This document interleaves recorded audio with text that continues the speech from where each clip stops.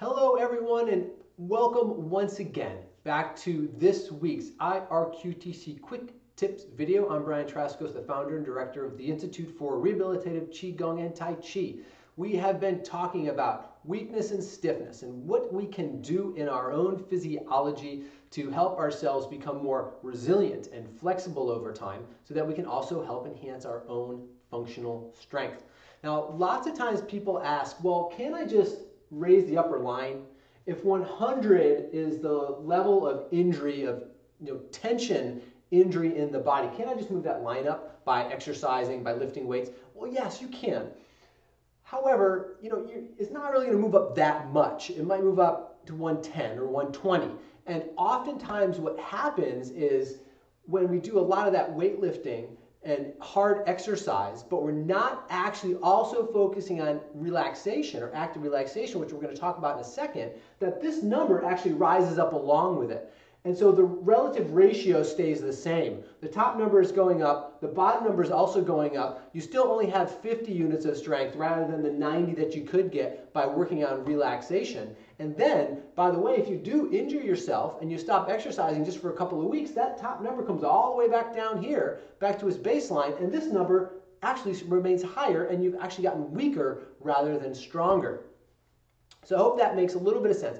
I'm a huge advocate of exercise. I think it's really, really important. Weightlifting, strength training, resistance training, all those things are hugely important. I'm a great advocate of it myself. However, it's also extremely important and often neglected, the other side of that equation. I think we can get a lot more bang for our buck if we work both ends, but especially the side where we bring the number back down to baseline. So how do we do that? Well, we're going to talk about a few things this week and then some more things next week as well. This is such a fascinating topic. I really love it, and I want to be able to share as much as I can with you about it. The answer to this question in our Qigong paradigm is there's one word that answers this question. And I want to find my blue marker right here for you. One word. The word is Sung. Sung is the answer to our problem when it comes down to this. Now, Sung means active relaxation.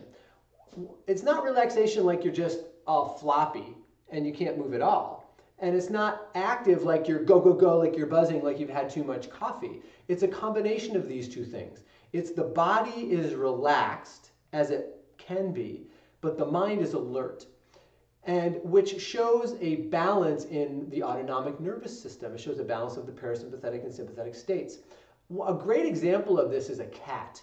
If you've seen a cat, you've ever noticed that they don't exert any more energy than they need at any given time. You pick them up and they're really floppy, as long as they're happy, right? They're very floppy and they're flexible and they're resilient and they're yielding. But as soon as a mouse runs by, bam! They activate very quickly, they take care of that business, and then they're back to completely relaxing again. So they're alert and they're awake, looking at all opportunities in their environment, but their body is really relaxed. So we don't have to look any further than our feline friends in any way, shape, or form, whether it's a leopard or a lion or our wonderful house cat. And you also notice the way a cat kind of conducts themselves. They do regular stretching, they do regular rolling, they do regular moving. They do these things on a regular basis. They alter their movement patterns quite often, and this can result, again, in this idea of this active relaxation. So how can we do this in our own bodies? Let's just go over a few of my really favorite techniques for this. Move that out of the way, so I can step back here a little bit further. Now, one way is that we actually check in with your body to notice where you're holding any tension in the body, because we want to be aware of those areas so that we don't push them too far, but we also can direct some really loving attention towards them. One of the things I like to do actually is beat on myself. I take my hands and I start to do a little bit of pounding really lightly along my spine, okay? And if you can't reach up that high, that's okay. We're going to work down around the hips as well. This gentle patting or pounding on the musculature, and you don't pound right on your spine, you pound on the muscles on either side of your spine. This gentle kind of tapping or pounding on the body begins to release the excess tension in the musculature. So you work on your back, and then you go down to your hips, your buttocks. Work around your buttocks and hips. And then go down to your thighs and relax your thighs when you do this. So you notice you can see my thighs kind of jiggling back and forth a little bit. So you relax as much as you can as you do this just gentle tapping. And then you can stay right here and then just come back up to the inside if that feels comfortable for you. But if you feel okay and you can go further, just go down your legs. Tap all on the outside of the legs. You can do little fists or flat hands, either one. Just go right around, all the way around the feet, all the way up the inside of the legs. Back to the thighs, relaxing the thighs, and then to the belly. And I'm going through this a little bit quickly because this is just a quick tips video. You could spend a little more time doing this if you wanted to, but you just kind of do a little bit of patting all around the body. Okay, do a little bit of patting. You can actually even pat your back and your neck a little bit. That's one thing you can do. The next thing you do is a little bit of just some vibrating, some shaking of the body.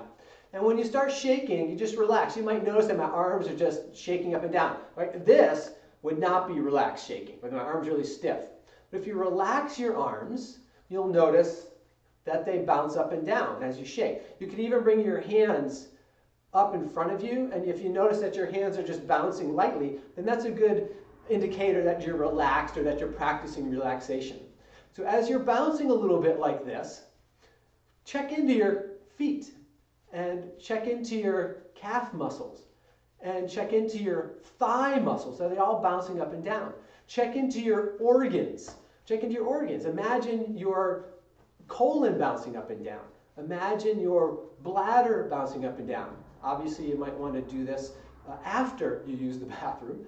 Imagine your stomach bouncing up and down, your liver and your pancreas and your spleen. Imagine your heart and lungs bouncing up and down inside of your chest cavity. Relax your shoulders as they bounce up and down as well. Okay, now we're going to come to one of my absolute favorite ones, which is called blithering. This is a wonderful way to really shake off tension. It's like how a dog shakes off water. You ever notice that animals do this as a way to, well, get water off their bodies, but actually if you watch them closely, they also do it as a way to shake off tension. So we start with a little bit bigger vibration.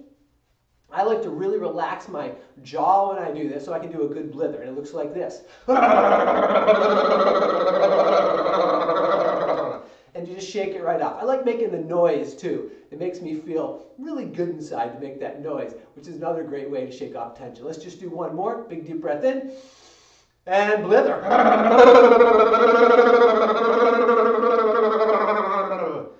And then one more favorite one is just a long sigh.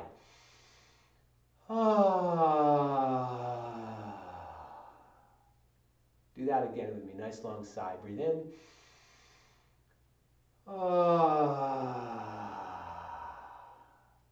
Now, research has actually shown that sighing decreases blood pressure and muscle tension, as well as helps people decrease levels of frustration. So it has both psychological and physiological benefit to sigh.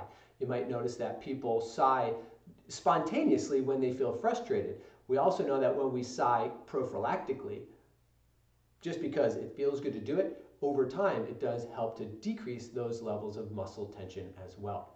So thanks so much for joining me again this week for our IRQTC Quick Tips video on applying Sung, active relaxation, in our life so that we can decrease our tension and increase our functional strength as time goes by. I'm looking forward to seeing you next week for one more session on our Sung participation or our Sung practices, where we are going to do a really wonderful meditation practice next week that I really look forward to sharing with you.